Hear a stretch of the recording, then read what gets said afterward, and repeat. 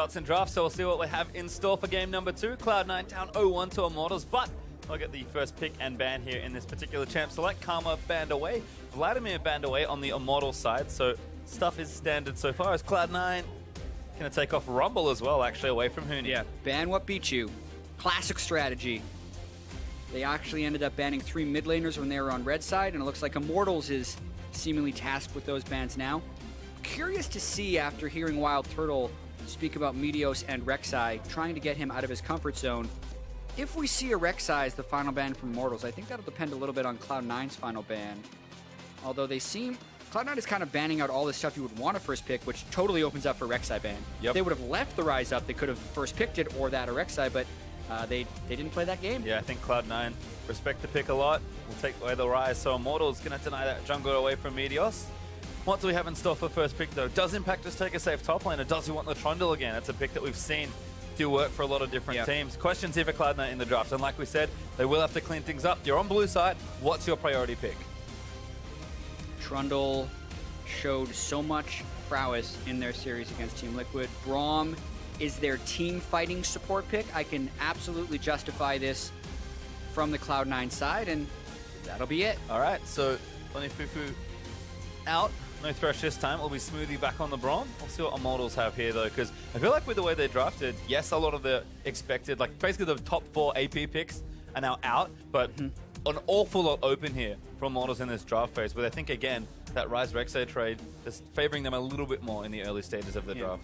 We're going to see that Victor finally come through? You never know. Maybe. No one wanted it last game, but no Karma this time for Pobelter, so maybe they just pick it here. Maybe Rainover also just takes Nidalee. Looked pretty good on it. It's a champion that's been, I'm going to say player and team specific more than anything else, but hey, if he likes it, might as well play it. Yeah, and if they're playing an up-tempo style that tries to create pressure in all lanes, Nidalee is a very strong pick in that. Also, when they combo the Soraka with the Nidalee, it creates such a powerful siege. Soraka can infinitely heal because she doesn't get low on health, because Nidalee can heal the Soraka. It's actually an insane synergy. And guess who debuted this one? It was Immortals, last split. They did it. So going back to basics for them. We'll see how they finish the rest of that comp, but cards really on the table now, honestly, for Immortals. If Cloud, I don't know what this does. Exactly. I know where they've been. And Immortals is very confident in this, because technically, if they're thinking of a poke siege composition, Braum's good against that. He can block a lot of Nidalee spears and block a lot of general poke, but Immortals just thinks that combination is so overpowering, they're willing to pick it straight into one of the counters. Well, Cloud9, 20 seconds left for picks 2 and 3.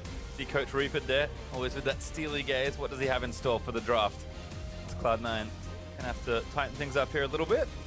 Looks like picks are almost look to lock in though. They're taking their time. Cloud9 again, being very deliberate this champ select. Yeah, I hope they get strong initiation to go up against Soraka and Nidalee. Sivir and Graves will help with that. Obviously, they had the Sivir last game as well, but this time, they're most likely not having to run into a Zyra, which I think was really unfortunate last time, and Meteos did have quite a strong Graves game earlier this week. Yep, looks just fine. It's in Nidalee as well, so I think power in the right places so far. Immortals, though, I imagine Jhin is the champion you want here in this sort of composition. Turtle, obviously a great AD carry player, but Jhin really solidifies that poke comp. And actually Aurelia early for Huni. They're going to give Pobelter that counter pick in mid lane. Yeah, the Aurelia doesn't necessarily fit the whole poke comp style, but it does speak to a very up-tempo game from Immortals.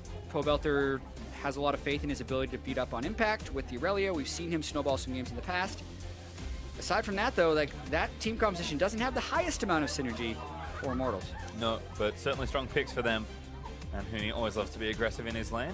We'll see what Cloud9 do to finish this draft off, though. You mentioned initiation or team fighting here. They'll need a big team fighting mid laner and probably some sort of initiation.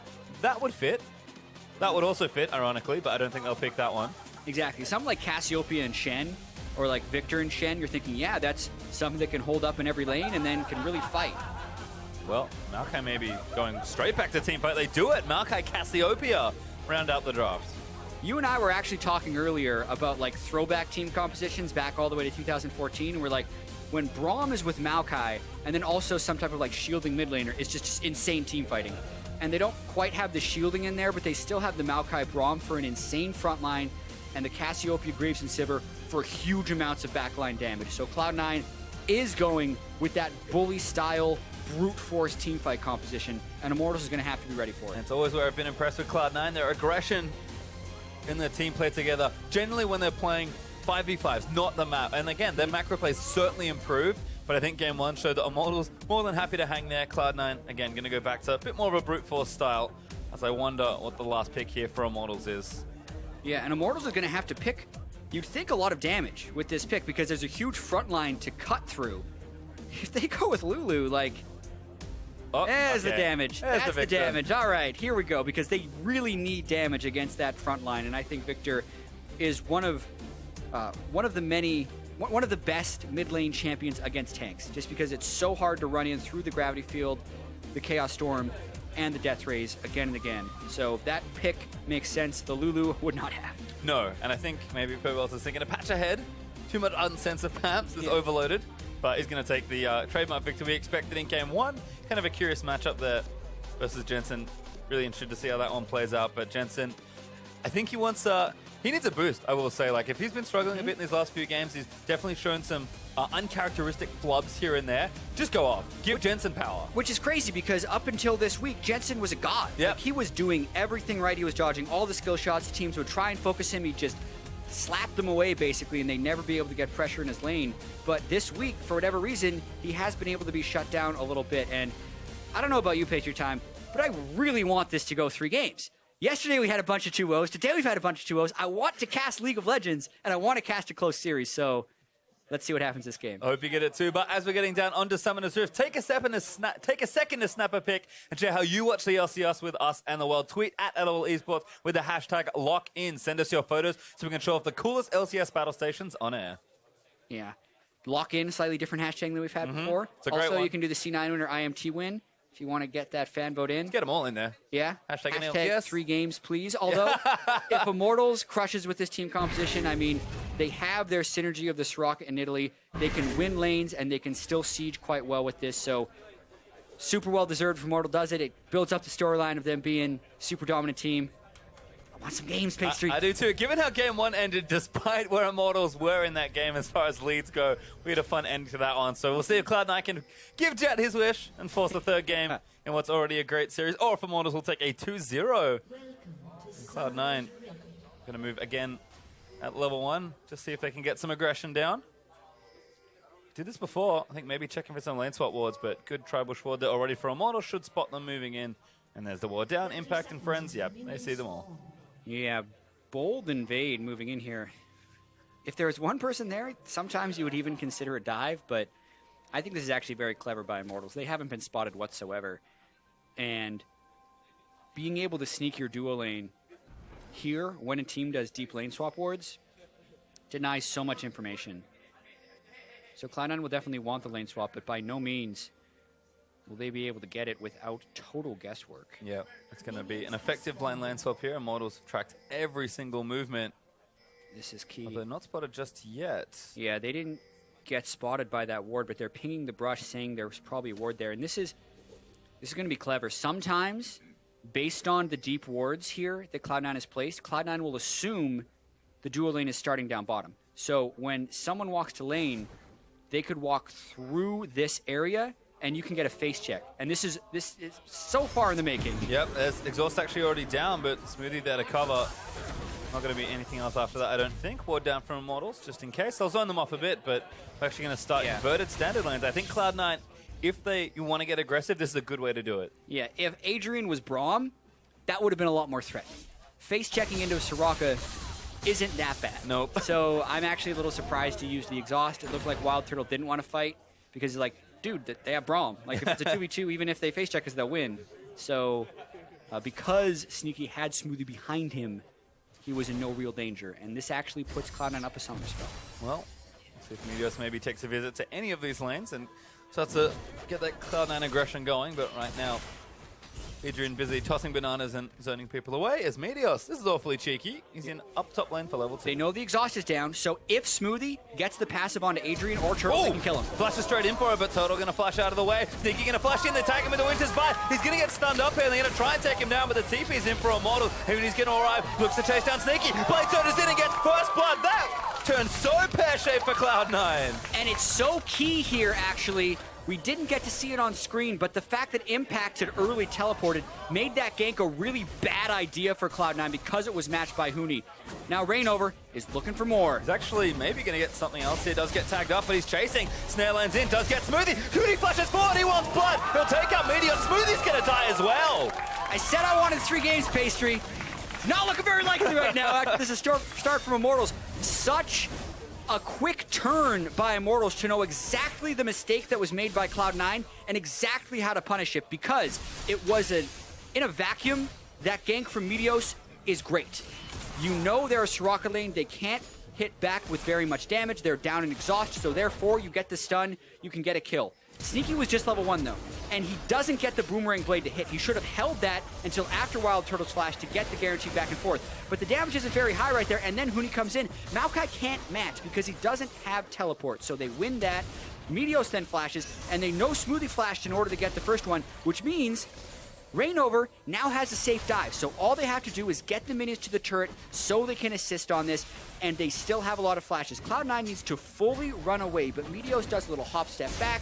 Rainover gets there, they get stunned by Jhin, Huni then uses Flash, and they get yet another kill. The perfect punish for what seemed like a smart idea by Meteos, but was actually a really bad one due to the teleport discrepancy. And Immortals again, high pressure, good decision making, and aggressive are trademarks of their game, although Jensen and Pobelter going to go head to head. Pobelter just barely gets away from that, as Huni also got the top lane outer turret as well.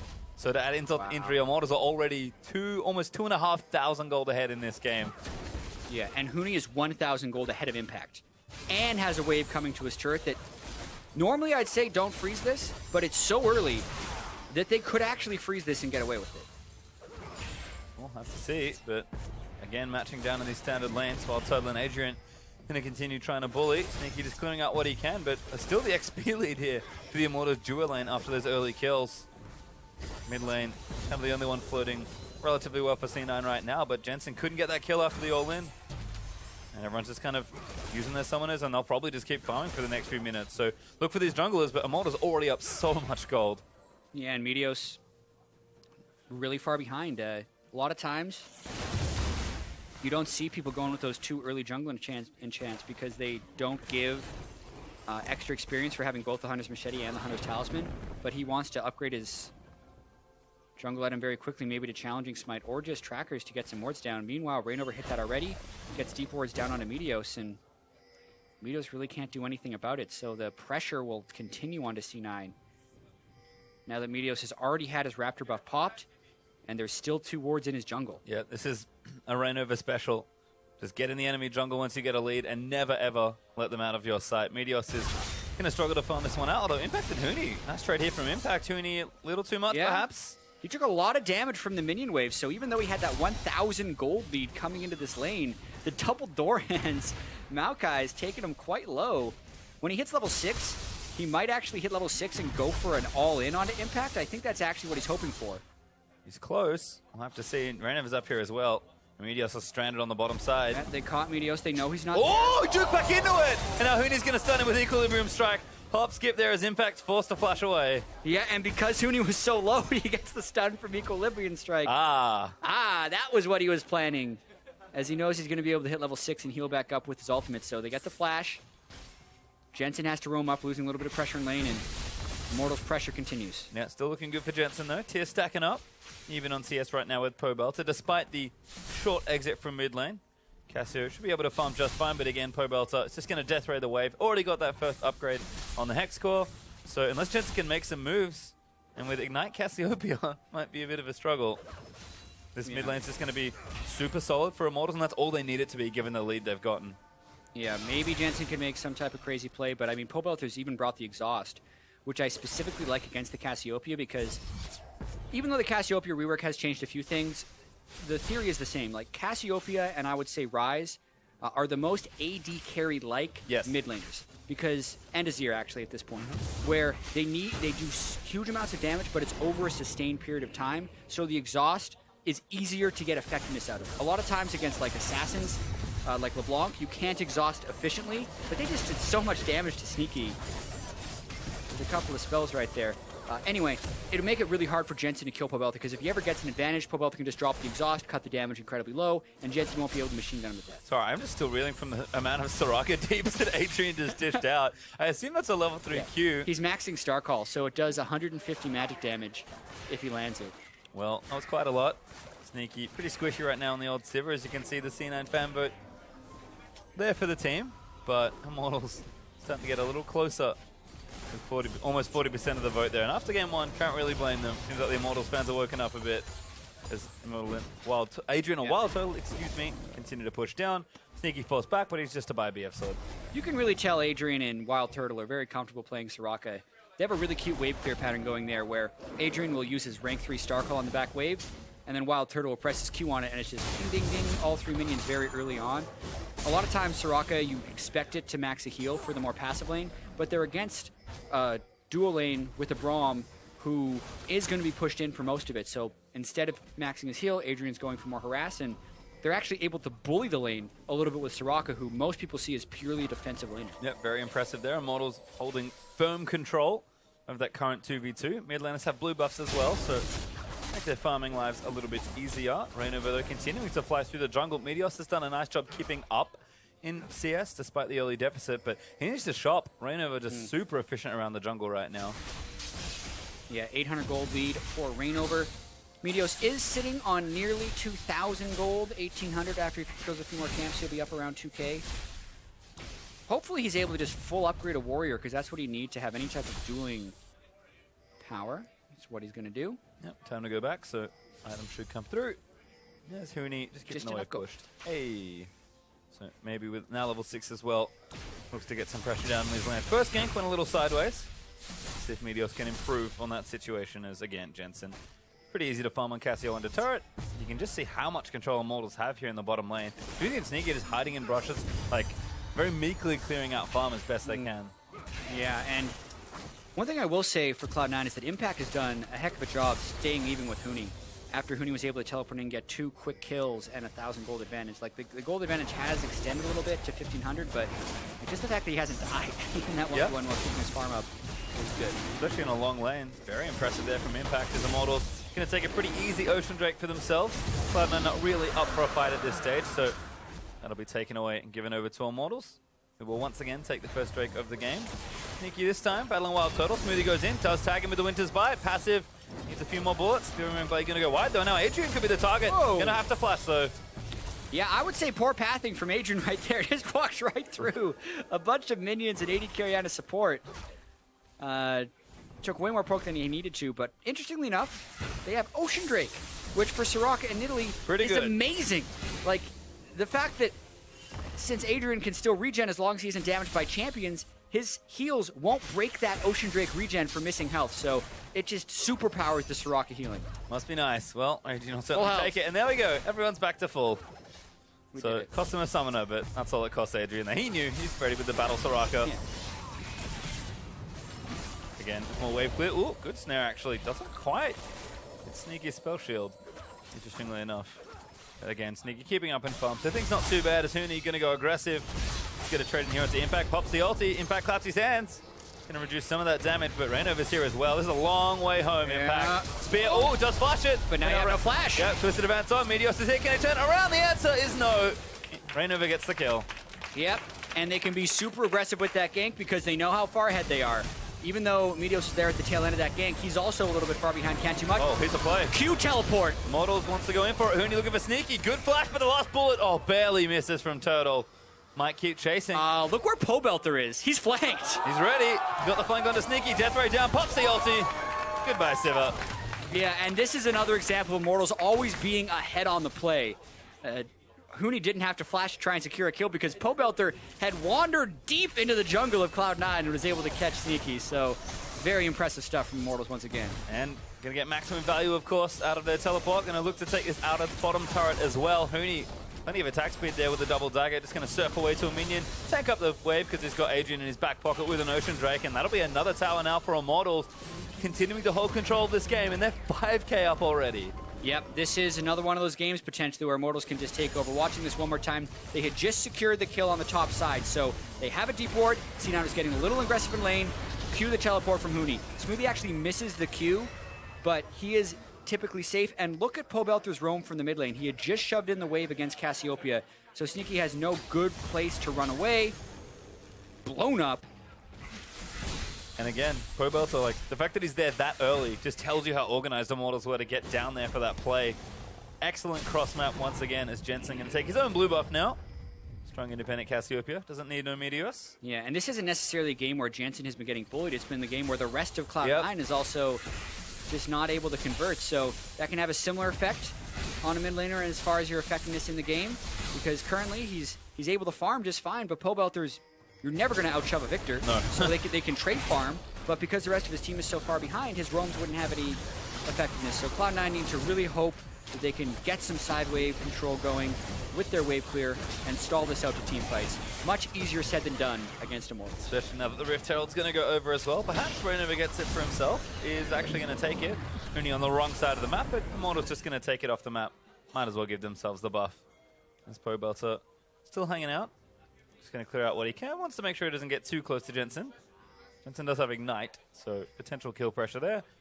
But Pobelter's done a great job playing the lane, just getting the farm where he can, and he knows the rest of his side waves are winning. This is the easiest game of Pobelter's life at this point. Playing Victor and the lanes are winning. Yeah, that is the best feeling, because Victor is such a good team fighter, especially when your team is ahead. And the enemy tanks are behind, so he'll actually be able to blow them up if they end up getting to the team fight phase. Ooh, Mooney 1v3 right now. Not a good look. This tower could go down. Immortals finally behind on a play, kind of. Actually pushing top lane out. Yeah, I'll agree that they're behind on this play. Reignover could have been here to potentially stop this because of how strong they were as a duo, but let's see where it goes from here, because there's no one that can actually help Impact out in that lane. Did Reynova flash? He did, but they actually might nail Impact. Get silenced down, gonna get snared up as well. A very creative tower to have an Impact. He's got his ulti ready, but he's not that strong, and Reignover's gonna get him again. Yeah, he clears the wave out, but there was no teleport that could even help him. Now they're going to continue. How well can Huni hold this off? They run out of minions, and the push on the other side is going to continue. I feel like I've seen this play before. I think I have as well. Pobelter also coming down to that bottom side of the map, so Cloud9 do have to be careful. Huni, they're going to try 2v3. All right, they're looking for it. Huni goes back in. Pobelter straight for it. Looks for Sneaky. Almost plays on Smoothie and will get him, actually, as the exhaust cannot keep him alive. Meteor's getting chased down. That ulti hurts. Huni's going to keep trying to chase. The teleport should stop them. Huni! Oh, let's go in! Just takes out Sneaky! Oh, no! And then the teleport was canceled after the kill, so Meteor's is dead too. Now left hung out to dry. Pobelter going to look for it. Huni wants it. He's going to get the double. 2v4, basically, at the end of that one. Pobelter able to roam over. Huni just goes off because he has such a big lead already, and the distance he cleared to finish that kill on a Sneaky, as well as Impact, just never finding his footing on Maokai. Like, when is that guy going to be able to complete an item? This is all Immortals. It is, and it just seems like they've never missed a beat since spring. To add insult to injury, you talk about Immortals on maximum punishment. Did take the tier 2 in the top lane as well, so they even got a turret out of their efforts, as they are obscenely far ahead in gold. 7,500 gold is... I so want to watch this again. Yeah, so Huni was really far ahead. Remember, Smoothie's level 6, and Sneaky actually took turret aggro, so they're really low by the time this starts. Even though the laser is blocked by the shield, the ult still ticks again. Every 2 seconds, that thing will do damage. It gets the last tick onto Meteos, and then they know how far behind the Maokai is, so they don't care about the teleport. And Huni can just dash straight through it all. The teleport's canceled. I feel like if Maokai actually teleports in, he dies too. Huni's able to pick up a few kills, and that can't feel good for Meteos. No. That's about as much expression as you might get, but Meteos clearly unhappy with that situation. Immortals continuing to snowball this game out of control. Going to look to take Mountain Drake nice and early here as they're about to hit the 17-minute mark. Cloud9 in position to contest, but it is not advised. Yeah, we'll see how patient Immortals is with this one. They still have teleport on Huni, so they're probably just hoping that Cloud9 make a slight committal. Well, Ocean Drake Soraka commits to nothing. Immortals actually back away. And Cloud9 go back to clear waves. That is very true. Like, even if Cloud9's able to get down Harass, none of it's going to stick against this team right now. Enough pressure to get them out from under the Drake, though, so mildly successful for Cloud9. As Sneaky starting to shoving waves pretty heavily. Does have the Essence Reaver built up. Turtle going to swap things up as well. Has his own Essence Reaver this time. As Immortals with 2 quick double Rylais. Oh boy. Yeah. It's looking tricky. I mean, if we're going to try and solo this. Oh, no, he's got Finn. Yeah, I mean, aside from the Boomerang Blade, maybe stealing from Sneaky, not much would be doing, and he's got to be careful to stay safe. Doesn't go for it, actually. I'll give it over to Immortals. I'll take it. Huni trying to steal jungle away. Hello, He space might straight just Meteos. try and kill him. No, goes off to the Scuttle Crab, pops the ulti. Meteos flashes in. Pobos is here now. Meteos gonna get himself blown up, snared away by the Jhin, and he's dead. Wild Turtle snipes him on the other end, and now Smoothie blown to pieces as well. Yeah, Cloud9 is not the type of team who like to lose slow, so they're still going to continue to try and make plays, but you're really seeing the massive power discrepancy between these two teams, and it's only going to get worse. Oh, it hurts a lot. Ulti from Jensen's not enough. Turtle gonna get the other kills. Huni dives in for Sneaky and takes it out. Impact under his own turret will be the last one left alive, and that's an ace for Immortals. Wow, and the thing is now, with the Soraka in Italy, they can keep going. Never have to stop. Ocean Drake gonna start kicking in as well. And Immortal Siege awfully strong, but they give it up this time. Gonna take some jungle instead. Yeah. The death timers are like 20 seconds long, so I imagine the Cloud9 will be back for some more soon, but that's a 10,000 gold lead now pre-20 minutes, and very nice kill distributions they have going there. 306 on 3 different people, and then Huni has even more participation. Here we go. He gets a stun on Meteos because he's been damaged. Gets a few heals off with his ultimate. Pobelter walks into a pink ward, so Cloud9 can't really see him coming. Meteos just gets popped down by Wild Turtle. Turtle actually misses a shot on a Smoothie, but it doesn't matter. Then, since they have 5 people in the mid lane and there's still 2 dead from Cloud9, they can just continue. Adrian's healing, Rainover's healing. They land a spear, get through the miasma. Even though they get the stun on Pobelter, it doesn't matter because the Soraka eels can come through. Huni just makes Sneaky not matter because he kills him right away with the Trinity Force and now Blade of the Ruin King. And oh my goodness, Pastry. Yeah. Watching that again, just Huni's positioning. He was literally maximum distance, just outside turret range, waiting, because he knew they were diving. Didn't have his flash, couldn't go super aggressive, but Immortals just playing a game with such strong pressure. The combination of decision-making and execution, Immortals certainly have it as Jensen. Fancy feet? Or just all but one. Yeah, and I really do kind of feel like watching LCS this week as teams have finished their first half of the split and have started on the second half of the split, the top teams seem to really be differentiating themselves. And I mean, with the way TSM dismantled CLG today and the way Immortals is absolutely eviscerating Cloud9, like, it's looking right now like very clear top 2 in the LCS. Like, I haven't seen Immortals this good yet this year. Yep. They are playing almost perfectly and in such a fast Oh, Huni, is this a tower dive? Really? Going straight on to Impact. Impact can't do anything. That is disgusting. No. And he's got Blade of the Ruin King to start healing back up. He didn't even have minions there, and he soloed a Sunfire Cape Maokai in a turret. Didn't even need Soraka ulti. Had plenty of help. Pobelter was actually here as well to do some demolition work. They're going to knock down this turret for themselves and claim their 5th of the game, but Huni usually plays pretty aggressive at all stages of the game. With a lead this big, welcome to Immortals. I mean, sometimes these are the kind of games, like even from Immortals side, that can be damaging a little bit to you long term because like it feels so easy once you get such a big lead and you're able to take such enormous risks. You stop being able to judge like what a reasonable risk is because everything works. 15-0, they want to dive.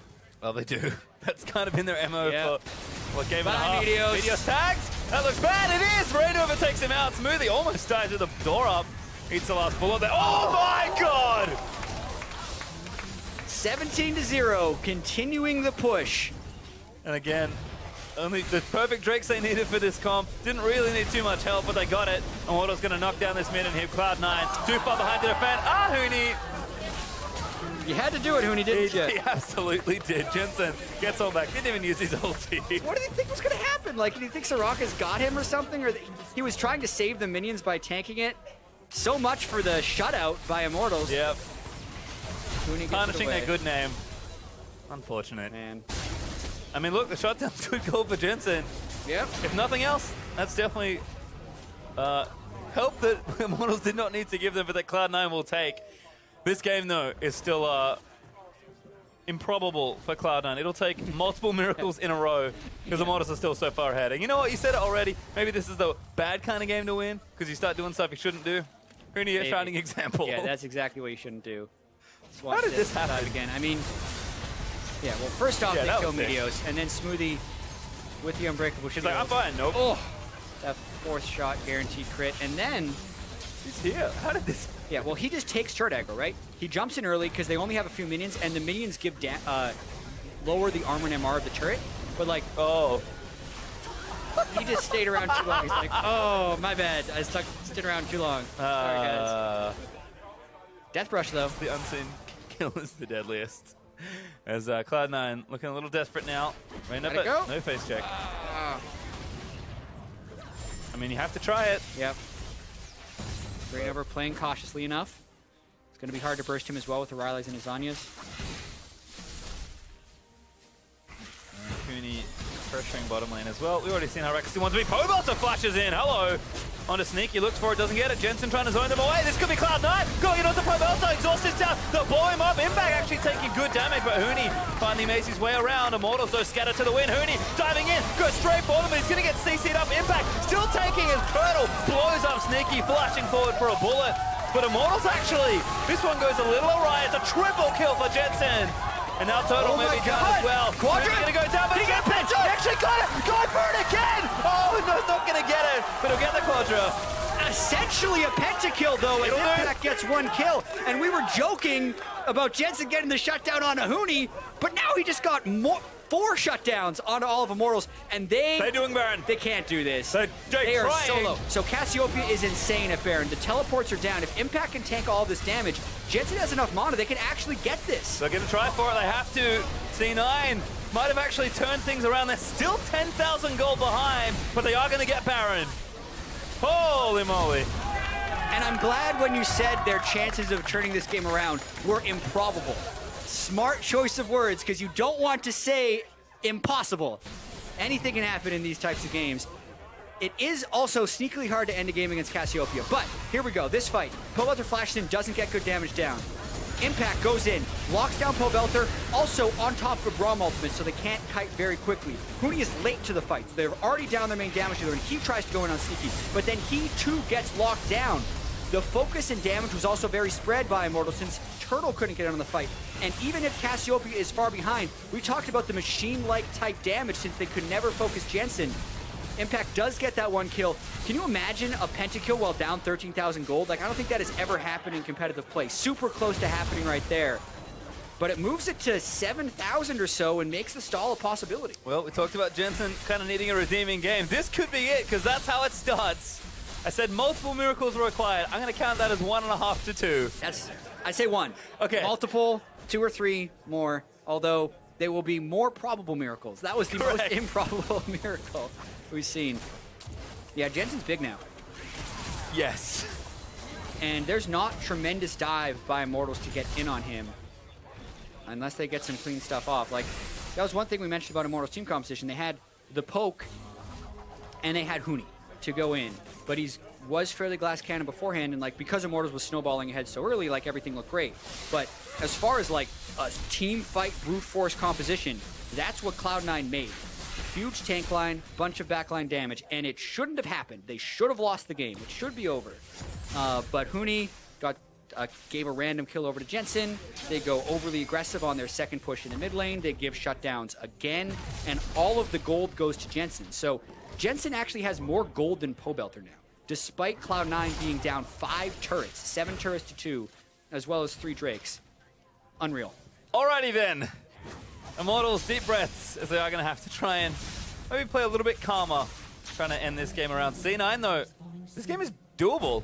Mid and hip down, it'll respawn relatively soon. It's the easiest one to defend. No major objectives on the map right now. There is space for Cloud9 to collect themselves. And after that fight, that may be the momentum they need to make an almost impossible comeback. But Immortals, a team, we'll see how they reset. Because you said it before, this is a team that maybe gets a little ahead of themselves sometimes. Yeah. They should not make those mistakes again. And as casters, we also like to be very hopeful as soon as a comeback happens and we start talking about like all the ways that it could happen since it had been such a storm. It's still unlikely that Cloud9 would come back. And oftentimes we build these things up and then Immortals just get one more team fight and the game is over. Because that is still the breaking point we're on right now. If Immortals, since they have an inhibitor down and so much gold on so many people, get one good fight, the game is over. And it's still going to take multiple good fights if Cloud9 want any chance of winning this game. Well, the best thing is, not only do we get to see how these two teams fare after some pretty interesting adversity on either end, I feel like mental fortitude gets tested a lot here. Because, again, if you talk about players needing windfalls, Jensen is one of them. And that was a huge windfall he got. And Immortals, one shred of doubt could turn this game around. Because that's pretty much what that last moment was. A little too aggressive from Pobelter.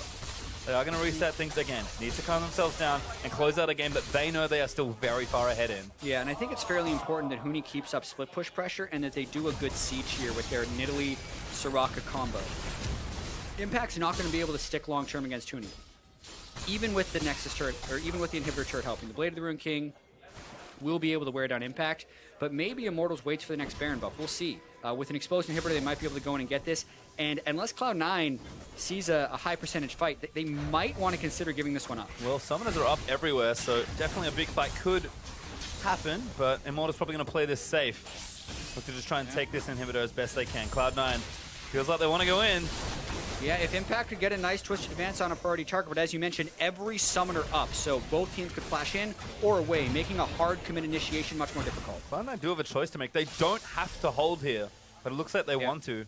Exactly. With the double Ocean Drake and the Soraka, any poke Immortals land will stick, and nothing that C9 do will stick. So they either have to go in hard or just give this up. Yeah, and again, trying to zone them off. Smoothie puts the door up, but Impact, a little caught, gets himself zoned away. The damage is too much, and he can't quite find it. He punches out! Shields everywhere, but it doesn't protect the inhib. Cloud9 barely save Impact's life. Yeah, and that seemed like a foregone conclusion as far as what was going to happen in that fight. Immortals doesn't have to burn a single summoner spell, but they do burn a few ultimates. Sneaky has to heal, and Impact had to flash away. That could be pretty critical as far as finding a fight down the road for Cloud9. The inhibitor is going to go down. They have no problems with that, and they shouldn't have problems with that because they can wave clear very easily with the Cassiopeia and the Sivir. So I'd say they shouldn't have stuck around for that one, and you saw why in the fight. Yep, just lost some cooldowns that maybe they didn't need to give away. Baron up in a minute 45 or so. Drake will be Mountain up in a minute 20, so no Elder Dragon spawn just yet for these teams to consider. But it's on the way soon, and we're starting to get real hefty on the item builds at this point. 3 items for both Pobelter and Wild Turtle. Jensen, of course, 3 items working on, I think, a Void Staff. And 3 for Sneaky means, again, like, was kind of there for damage on both these sides. I think Impact is still behind as far as tank items go. Now just getting a Giant's Belt, whereas Huni he's ready. He's ready to dive the backline again. Yeah, and I actually think with Impact, I don't know if there will be a point in this game where he can actually feel tanky. Yeah. With the way Turtle has already multiplied his damage and the way Pobelter has completed his death cap, he's already behind the curve, and when Victor and Jin skill into max items, they'll shred through almost any tank. Well, plus, it's good damage diversification with magic and physical. Impact, I guess, just going to have to find the right angle for a twisted advance because he can still have a huge effect on these team fights. Cloud9, though, I think feeling like they want to defend around these objectives more than anything else. Giving stuff away for free, generally a bad idea in League of Legends, so Cloud9 going to move out and just peer forward, see if they can't see what Immortals are up to around these next big objectives. I will say that Cloud9's damage-dealing core is equal to what Immortals has as far as Pobelter and Turtle go, but this is a nice initiation. This is what they wanted. Back caught again, but it's pretty tanky. Shrugs off the poke. Healed up there as well. Great hold for Cloud9 right there, actually. Like, that initiation we just saw from Immortals is kind of the only way they initiate if they don't want Huni to fly in as Aurelia. Gotta find those picks, but Cloud9 doing a good job sticking together. Huni, though, going to take this Drake away. That'll prompt the Elder Dragon spawn and give Immortals a second Mountain, which might be nice for breaking some of these side lanes. Baron could be the real big objective then, given that C9 absolutely go nowhere near that bottom half of the map. Yeah, it'll mean Elder Drake falls very quickly, Baron will fall very quickly, but at the same time, they don't have any Infernal Drakes, like you said, and if Cloud9 gets a full-on teamfight composition, those aren't combat stats for anyone on Immortals, which I think is probably the best Cloud9 could hope for. Well, Immortals actually now grouping up towards that Baron area, so we start to hit another big point. Immortals have to be awfully careful about not getting for in Meteor's Baron. in a bad spot. Oh no. He got split off from the rest of his team. Not good news. Meteor's going to get chunked out, caught again. That's the one thing that couldn't happen, and it does. They're going to try to turn around, but Huni going crazy. Still got a GA Turtle. Flashes in, but Jensen, oh, he gets killed on the other end by Turtle. Pobelter's now going to chase down Sneaky and Immortal. 4 straight kills. They're not even going to bother with Impact. Yeah, we said it was just one thing that would have to break for Cloud9, and somehow Meteos is siloed off from the rest of his team. Just a lack of teamwork right there, where he took the high road, the rest of his team took the low road there, and that'll do it. They had the one turnaround fight, but this will be game. Yeah, they only got one. Immortals were still in prime position to try and take over, and they are going to knock down these Nexus turrets with ease. Immortals, after a bit of a hiccup, a dominating series, 2-0 versus Cloud9. Yeah, and Unfortunately, anticlimactic end, as it seemed like Cloud9 had caught the miracle fight and may have been able to stall out, but ultimately it just delays the game about 7 minutes, because this was a game that from the start was heavily dominated by Immortals. Very early lead, snowballed it very aggressively. The aggression caught up with them a little bit in the middle, which made the game stretch, but still, like you said, a dominant game and a dominant series. And Immortals very rarely make mistakes. Weren't too many, apart from some obvious ones there. But again, very clean, great punish game. Always keeping up pressure. Excellent macro objectives. Like, Immortals just have everything as a team. Yeah. And that's scary, because you said it earlier in that game. You've never seen Immortals look this good. They look pretty